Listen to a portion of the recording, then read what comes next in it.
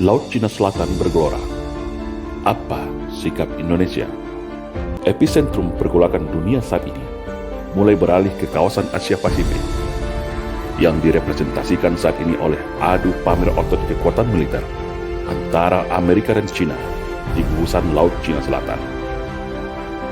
Banyak prediksi dan analisa dari pengamat pertahanan dunia yang meragukan apakah perang terbuka itu akan terjadi di Laut Cina Selatan yang kaya dengan cadangan sumber daya alam migas itu.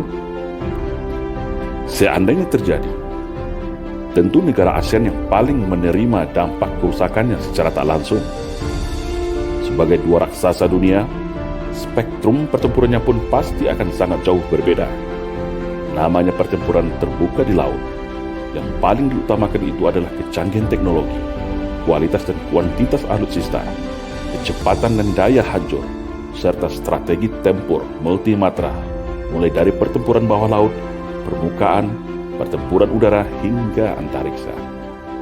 Artinya, skala pertempuran yang terjadi bukan lagi pada kemampuan mengendap di hutan, tiarap di rawa-rawa, atau berlari di gunung-gunung, tetapi fokus kepada kecanggihan dan kemutakhiran peralatan tempur hingga persenjataan nuklir. Lalu bagaimana dengan Indonesia dan ASEAN? Secara regional, inilah saatnya Indonesia sebagai big brother-nya negara ASEAN mengajak seluruh negara ASEAN untuk berkumpul menyatukan suara. Negara ASEAN harus berani mengambil sikap tegas, netral, dan tampil jadi penengah. Minimal, ASEAN menggunakan instrumen yang telah diatur dalam UN Chapter nomor 8, yaitu setiap negara kawasan berhak untuk membentuk poros keamanan kawasannya secara mandiri. Bahkan, poros aliansi pertahanan seperti NATO di Eropa.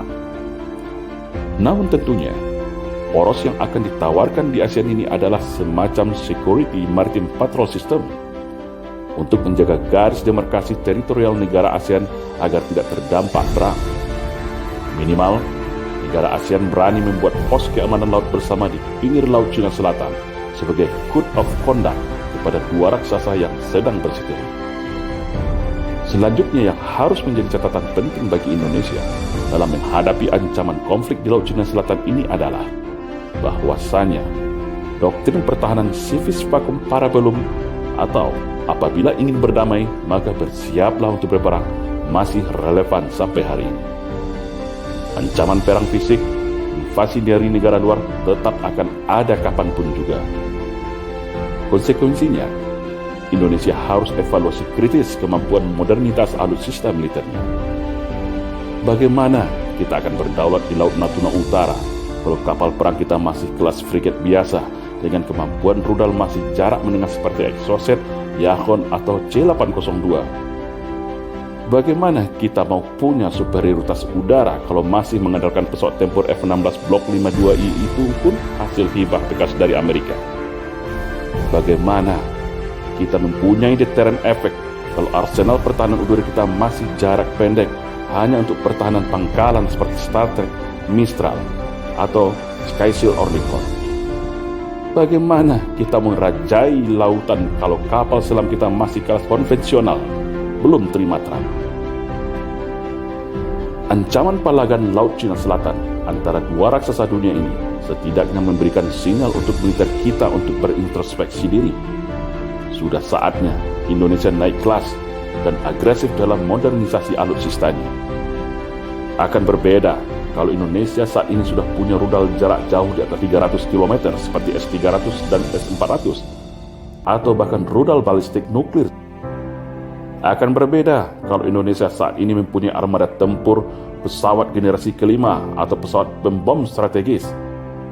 Akan berbeda seandainya Indonesia punya deretan destroyer, frigate kelas berat, serta kapal selam berkemampuan tempur trimatra, bertempur di bawah laut, permukaan, dan udara.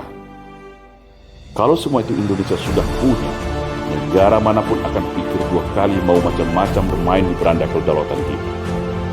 Namun saat ini, kita tentu hanya bisa berharap sambil menahan nafas.